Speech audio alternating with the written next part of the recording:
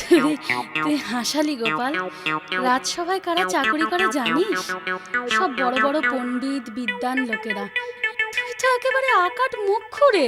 তুই রাজসভায় কি চাকরি করবি? রাজসভার মেঝে মুছবি? তার চেয়ে বলি কি, পরামানিকের বেটা, চুলদাড়ি কেটেই খা।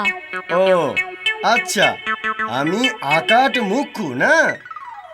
আমি তোমায় কথা দিলাম, আগামী 1 বছরের মধ্যে আমি রাজসভায় উচ্চ পদে রাজার অধীনে চাকুরি গ্রহণ করতে পারি তো ভালো, না হলে ওই গঙ্গায় ডুবে আমি আমার প্রাণ বিসর্জন দেব।